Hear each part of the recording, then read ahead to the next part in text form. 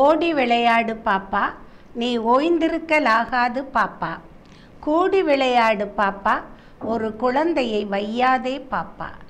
காலை எழுந்தவுடன் படிப்பு, பின்பு கனிவு தரும் நல்ல பாட்டு, மாலை முழுவதும் விளையாட்டு என்று வழக்கப்படுத்தி கொள்ளும் பாப்பா. நிஜம் டிவி வழங்கும் நீயே என்ற நிகழ்ச்சிக்கு உங்கள் அனைவரையும் அன்புடன் வாழ்த்தி வரவேற்கிறேன். ஜெபிப்போமா. அன்பு நிறைந்த ஆண்டவரே, இந்த நல்ல அருமையான வேளைக்காக தம்மை நன்றியோடு துதிக்கிற கர்த்தாவே, இந்த நாளின் இந்த நிகழ்ச்சியை நீர் முழுவதுமாய் பொறுப்படுத்தி கொள்ளும். நீர் என்ன பேச சித்தமாயிருக்கிறீரோ, என்ன தகவல்களை அருமை பிள்ளைகளுக்கு தெரிவிக்க தேவன் பிரியப்படுகிறீரோ அதை கர்த்தர் தெரிவி. ஆவியானவரே, எங்களோடு கூட இரும். உம்முடைய அழகான பிரசன்னம் இந்த நிகழ்ச்சி முழுவதும் இருந்து எங்களை வழிநடத்த வேண்டும் என்று உம்முடைய கரத்திலேயே தாழ்த்தி உம்முடைய கரத்தில் ஒப்பு கொடுக்கிறேன் என் நல்ல ஆண்டவரே, ஆமென். பாரதியார் தெளிவாக, தீர்க்கமாக, அழகாக குழந்தைகள் எவ்வாறு வளர வேண்டும் என்பதை பாடலாக பாடியுள்ளார். மிக அருமையான பாடல் அது. குழந்தைகள் வளர்க்க வேண்டிய விதத்தை அது தெளிவாக காட்டுகின்றது. பிள்ளைகள் ஓடி விளையாட வேண்டியது அவசியம்.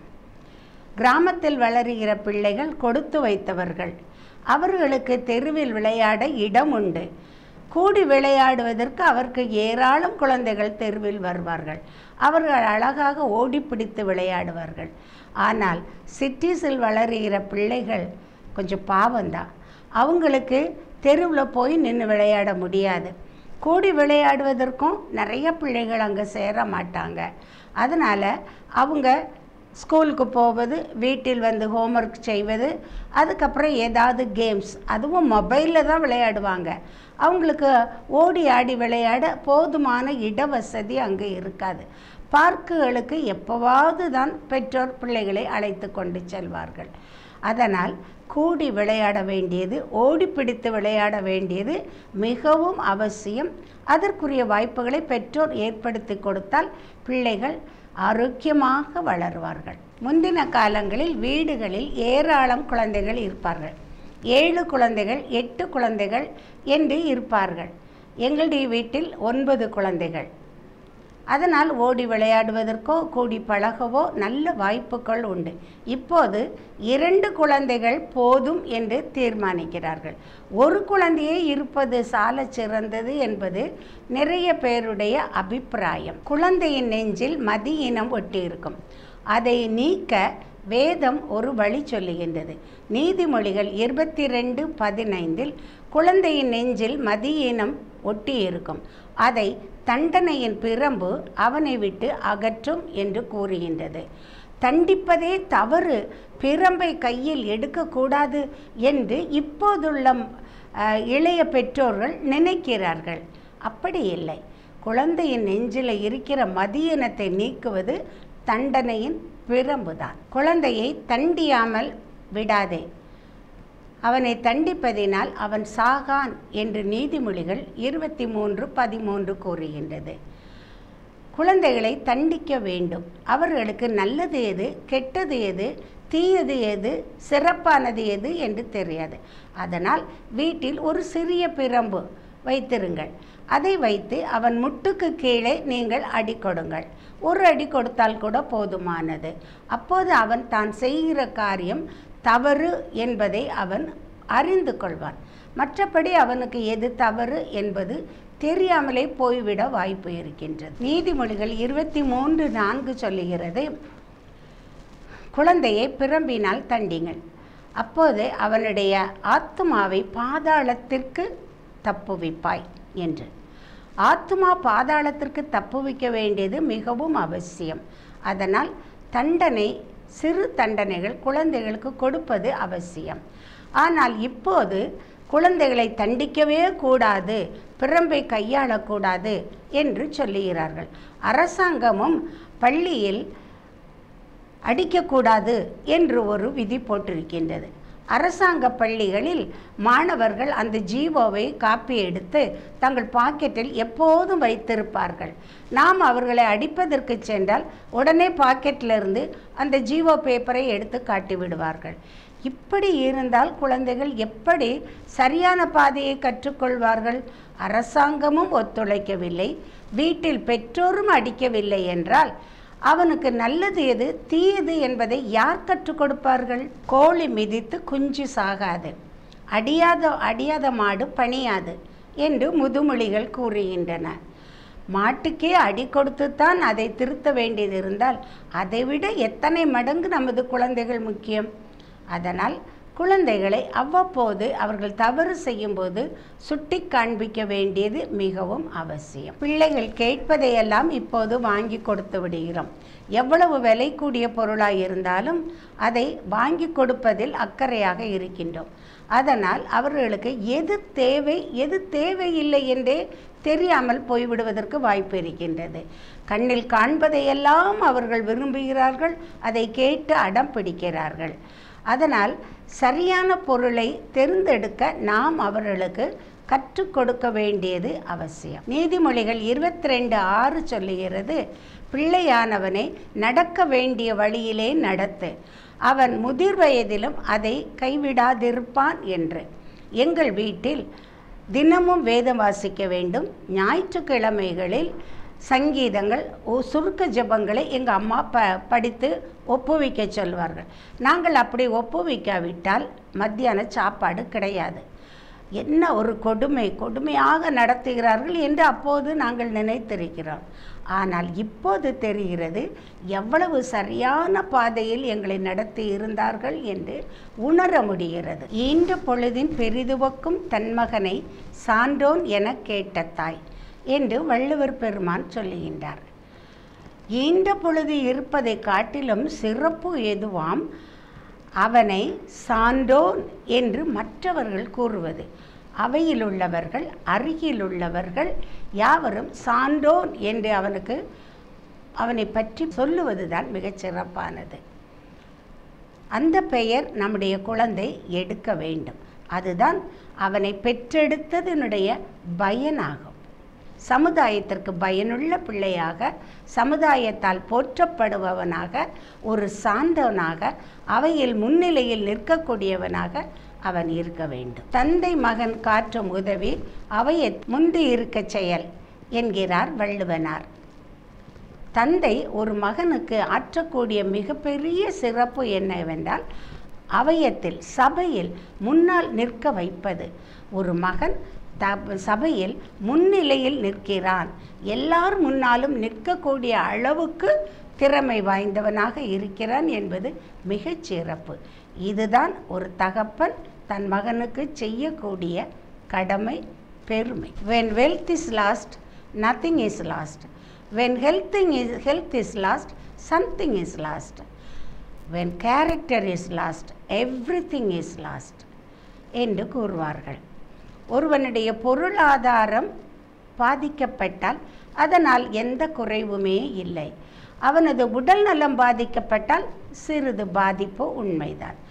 ஆனால் அவன் குணம் பாதிக்கப்பட்டு விட்டால் அவன் வாழ்வே வீணாகிவிடும்.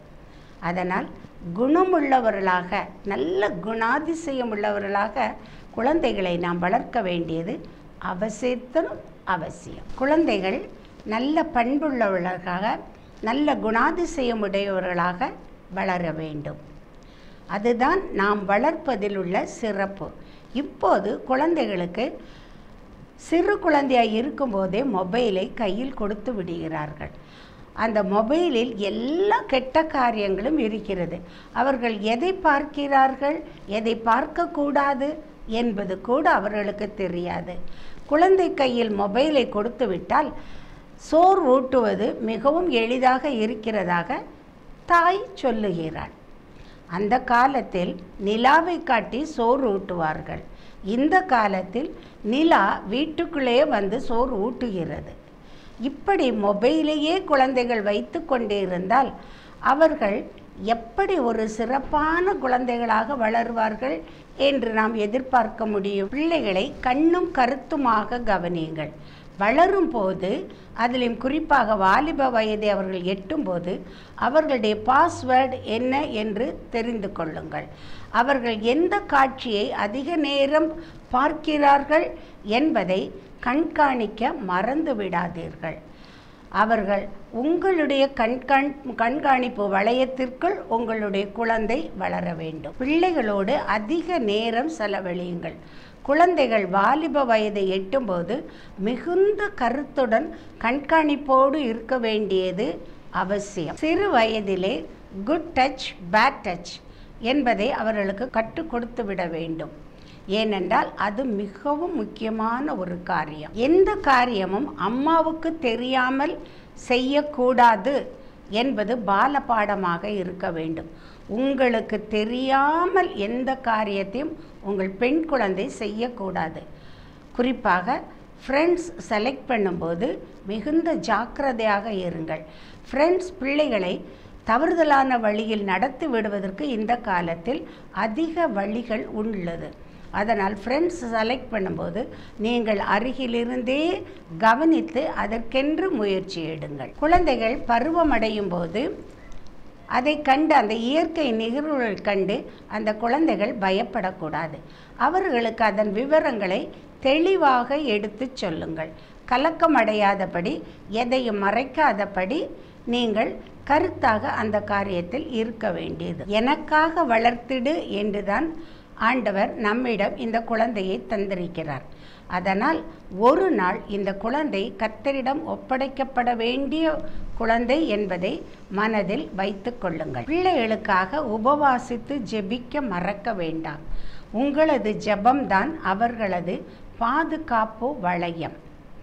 அதை தாண்டி சத்துரு அவர்களை தொட முடியாது.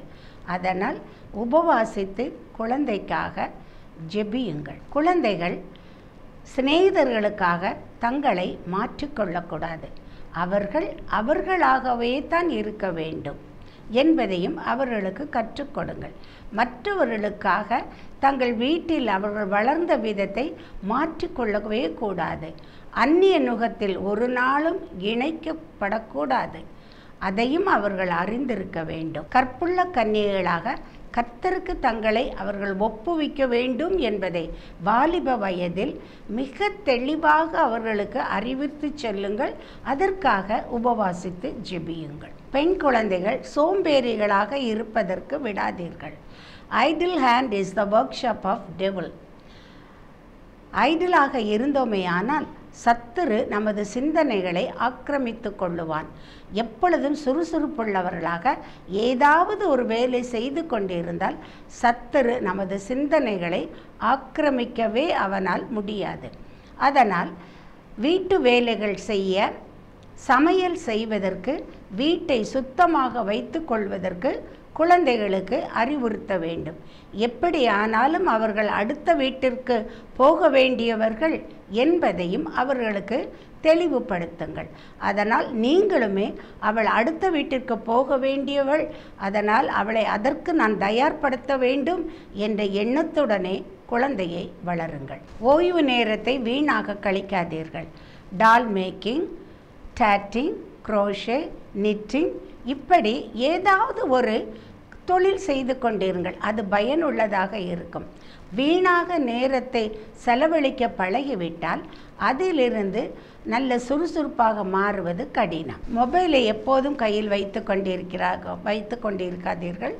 வாட்ஸ்அப், ஃபேஸ்புக், சேட்டிங், இப்படி பல காரியங்களை பார்த்து அவைகளிலேயே உங்களுடைய நேரத்தை வீணாக செலவழிக்காதீர்கள். பயனுள்ள வழிகளில் உங்கள் நேரத்தை செலவழிப்பதில் கவனமாக இருங்கள். ஏற்ற காலத்தில் ஏற்ற துணையை பிள்ளைகளுக்காக தேடுங்கள். இந்த பருவத்தில் பிள்ளைகளுடன் ஒரு தோழியாக நீங்கள் இருங்கள். பிள்ளைகள் தங்கள் மனதில் எழுதும் சந்தேகங்கள், தங்கள் மனதில் எழும்புகின்ற ஆசைகள், இவை எல்லாவற்றையும் உங்களுடன் பகிர்ந்து கொள்ள வேண்டும். அந்த அளவுக்கு நீங்கள் அவர்களுக்கு தோழியாக, உற்ற துணையாக, எப்போதும் அருகில் இருப்பவராக, ஆலோசனை சொல்லுபவராக, அரவணைப்பவராக ஒரு தாய் ஒரு பெண் குழந்தைக்கு இருக்க வேண்டும். கவலைக்கு இடம் கொடாதிருங்கள். கவலைப்படுவதனாலே உங்களில் எவன் தன் சரீர அளவில் ஒரு முழத்தை கூட்டக்கூடும் என்று ஆண்டவர் கூறுகின்றார். உடைக்காகவும் உணவுக்காகவும் கவலைப்படக்கூடாது என்று இயேசுவானவர் கூறுகின்றார். முக்கியமானது உடையும் உணவும். அந்த இரண்டுக்குமே நாம் கவலைப்படக்கூடாது என்று கர்த்தர் சொன்னால், மகளுடைய மணமகனுக்காக நாம் ஏன் கவலைப்பட வேண்டும்? கர்த்தர் அதை பார்த்து கொள்வார் என்ற நம்பிக்கையோடு கர்த்தர் மேல் உங்கள் பாரத்தை வைத்துவிட்டு மகளுக்காக ஜெபித்து கொண்டே இருங்கள். அதுபோல் உங்கள் மகளுக்கு கேம்பஸ் இன்டர்வியூவில் ஒருவேளை நல்ல கம்பெனியில் வேலை கிடைத்திருக்கலாம். கை நிறைய சம்பாதிப்பாள். அவளிடம் போய் உன்னுடைய பணத்தை முழுவதும், உன் சம்பளம் முழுவதையும் என் கையில் கொடுத்து விட வேண்டும், நான் உனக்கு நகை செய்ய வேண்டும், ரொக்கம் கொடுக்க வேண்டும், அதனால் எல்லா பணத்தையும் என்னிடம்தான் தர வேண்டும் என்று சொல்லாதீர்கள்.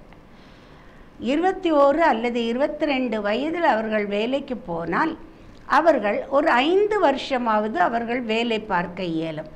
5 வருஷ சம்பளத்தையும் நீ அப்படியே என்னிடம் தர வேண்டும் என்று நீங்கள் முடிவெடுப்பது தவறு. அவளை எவ்வளவு கஷ்டப்பட்டு எவ்வளவு பணம் செலவழித்து படிக்க வைத்திருக்கிறேன், இனி அவளுக்கு நகையும் நான் தான் போட வேண்டும், ரொக்கமும் நான் தான் கொடுக்க வேண்டும் என்று சொல்லுகிறீர்களா? அது எப்படி என்று கேட்பவர்களும் இருக்கிறார்கள். அப்படி ஒரு காரியம் நடந்தது. அந்த பெண்ணுக்கு எல்லா நகையும் ரொக்கமும் எல்லாம் பேசி திருமணம் மிக அழகாக நடந்தது. இப்போது 2 குழந்தைகளுடன் அம்மா வீட்டில் இருக்கிறாள். எவ்வளவு கஷ்டமான நிலை!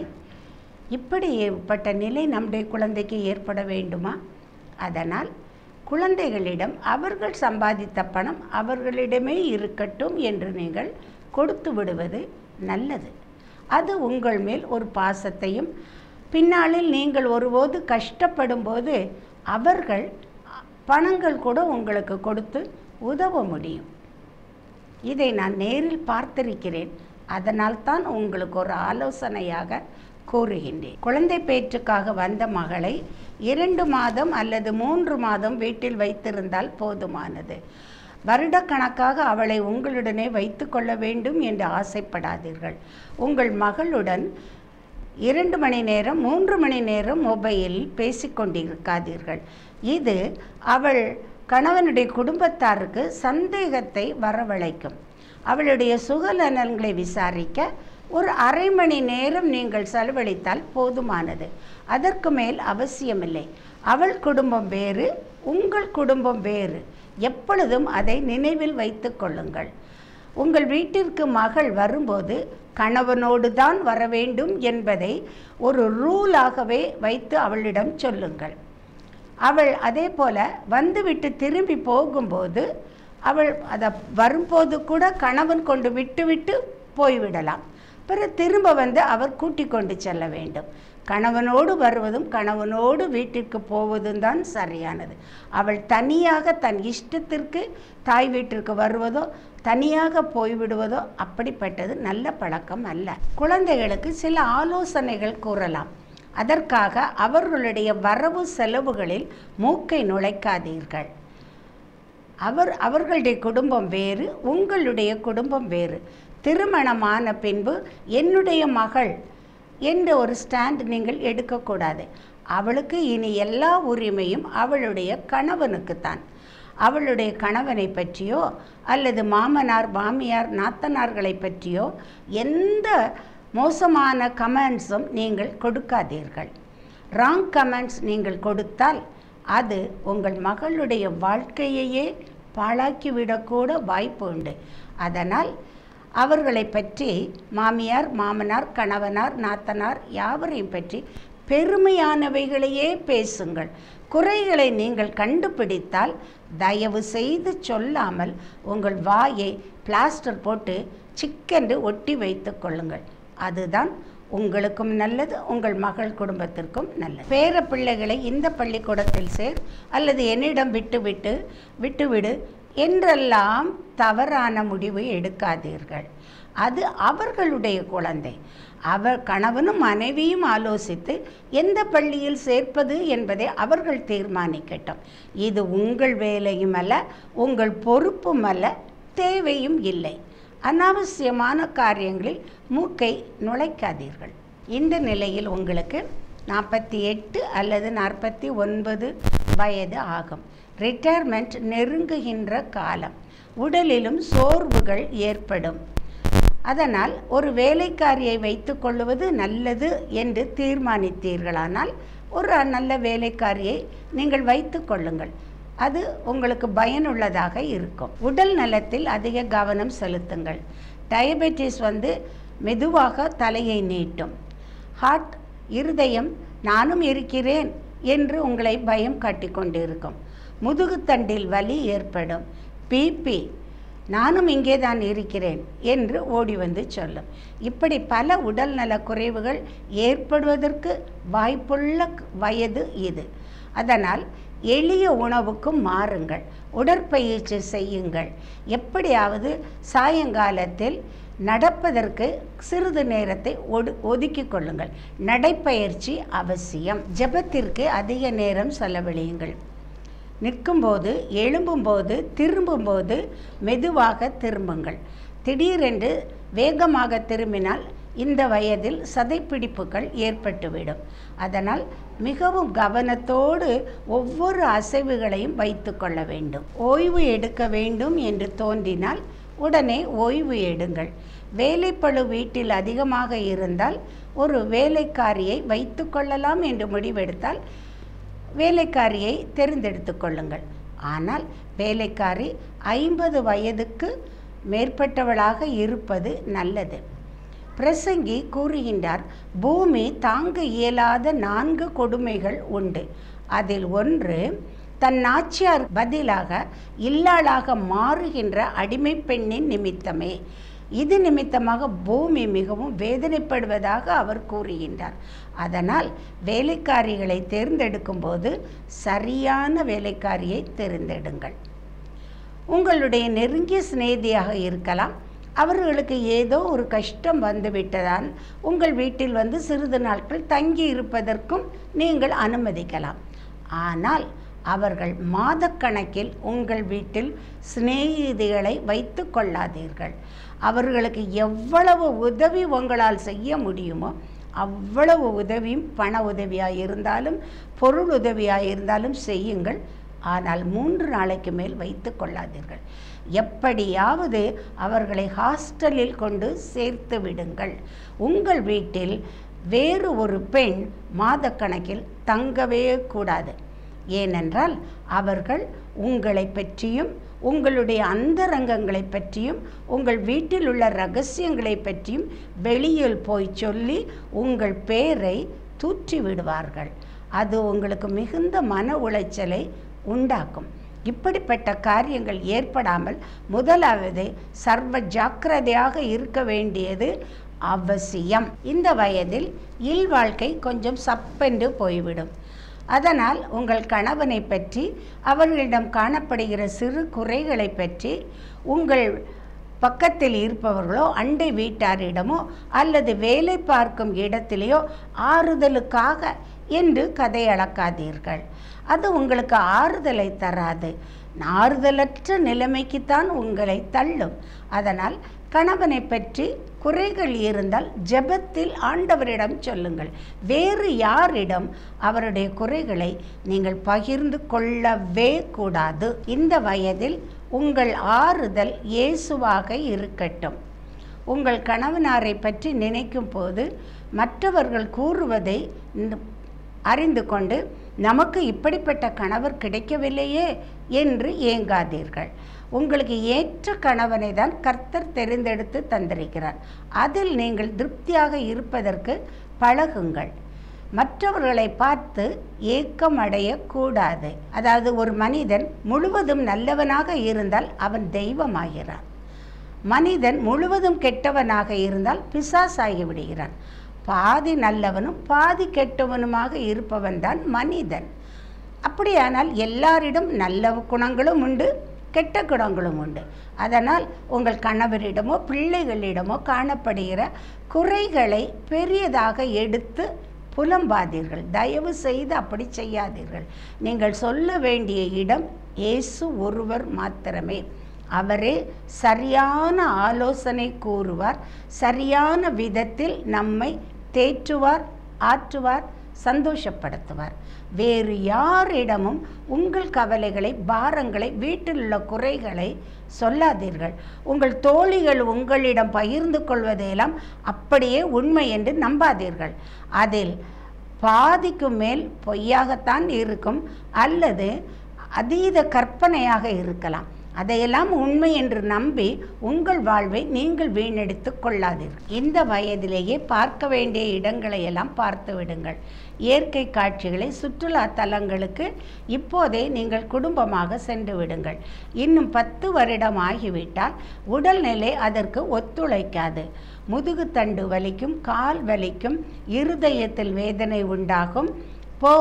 எல்லா இடங்களுக்கும் அலைந்து கொண்டு வருவது மிகவும் கஷ்டமான காரியமாக இருக்கும். மேட்டுக்காக அச்சம் உண்டாகி வழியில் பயங்கள் தோன்றி பசி தீவனம் அற்று போகாததற்கு முன்பே நீங்கள் உங்களுடைய ஆசைகளை நிறைவேற்றி கொள்ளுங்கள்.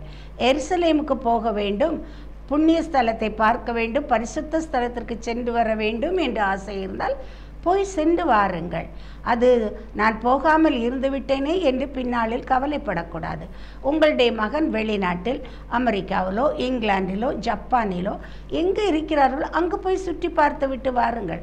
அது உங்களுக்கு சந்தோஷத்தை கொடுக்கும். அப்படி தொலை தூரங்களுக்கு செல்ல வேண்டும் என்ற ஆசை உங்களுக்கு இருந்தால், அதற்கேற்ற வசதிகளும் இருந்தால் தாராளமாக நீங்கள் குடும்பமாக சென்று சந்தோஷமாக மகிழ்ச்சியோடு இருங்கள். இருக்கிற காலங்களில் மன ரம்மியமாக இருங்கள். ஜெபமும் வேத வாசிப்புமே உங்களுக்கு முக்கியமானதாக இந்த வயதில் இருக்கட்டும். எல்லா பாரங்களையும் கர்த்தரிடம் நீங்கள் கொடுத்து விடுங்கள். மன நிம்மதியோடு வாழ பழகுங்கள். உங்களுடைய மனதை எப்பொழுதும் இளமையாக வைத்து கொள்ளுங்கள். வீண் பாரங்கள், பயங்கள், எதிர்காலத்தை குறித்த பிரமைகள் இவைகள் உங்களை தாக்காதபடிக்கு எப்பொழுதும் உங்கள் சிந்தனைகளை மிகுந்த ஜாக்கிரதையோடு மன ரம்மியமாய் இருக்க வைத்து கொள்ளுங்கள். அப்படியானால்தான் உங்களுடைய முதுமை காலம் சந்தோஷம் நிறைந்ததாக இருக்கும். வீண் கவலைகள், வீண் பாரங்கள் இவைகளெல்லாம் உங்களுக்கு தோன்றாதபடி அதை நீங்களே உங்கள் மனதை அடக்கி கொள்ளுங்கள். பிறருக்கு உதவி செய்யுங்கள். ஊழியங்களுக்கு ஏராளமாக கொடுங்கள். கர்த்தருடைய ஆலயத்தில் நல்ல முக்கிய பங்கு எடுத்துக்கொள்ளுங்கள். எல்லா ஆராதனைகளுக்கும் செல்ல வேண்டும் என்பதை ஒரு தீர்மானமாகவே வைத்து கொள்ளுங்கள். இப்படி கர்த்தருக்குள் நீங்கள் வாழ்ந்து வந்தால் உங்களுடைய முதுமை காலம் மிகவும் சந்தோஷமாக இருக்கும். மற்றவர்களுக்கும் நம்மால் பயனுண்டு. பிறருக்கு உதவுவதற்கு முதலிடம் கொடுங்கள். கர்த்தருக்கும் வேத வாசிப்புக்கும் ஜெபத்துக்கும் முதலிடம் கொடுத்து இருப்பதில் திருப்தியாக இருப்பதற்கு, மன ரம்மியமாக இருப்பதற்கு உங்கள் மனதை பயிற்றுவித்துக் கொள்ளுங்கள். கர்த்தர் உங்களோடு இருந்து உங்களை ஆசீர்வதிப்பாராக. ஜெபிப்போமா. அன்பு நிறைந்த ஆண்டவரே, இந்த நல்ல அருமையான வேலைக்காக உம்மை நன்றியோடு துதிக்கிறோம். எங்களுடைய வாழ்க்கையை எவ்வாறு கொண்டு செல்ல வேண்டும் என்று நீர் எங்களுக்கு கற்றுக் கொடுத்தீர் ஆண்டவரே. அதற்காக உம்மை நன்றியோடு ஸ்தோத்தரிக்கிறோம். எங்களுடைய ஆயுசு காலங்களை நாங்கள் மன ரம்மியத்தோடு கழிக்க, உமக்கு பயப்படுகிற பயத்தில் நாங்கள் வளர, எங்கள் குழந்தைகளை வளர்க்க தேவன் எங்களுக்கு ஞானமுள்ள இருதயத்தை தந்தருள வேண்டும் என்று மீட்பர் பாதம் பணிந்து தாழ்மையோடு கெஞ்சி மன்றாடுகிறோம் நல்ல பிதாவே. ஆமென்.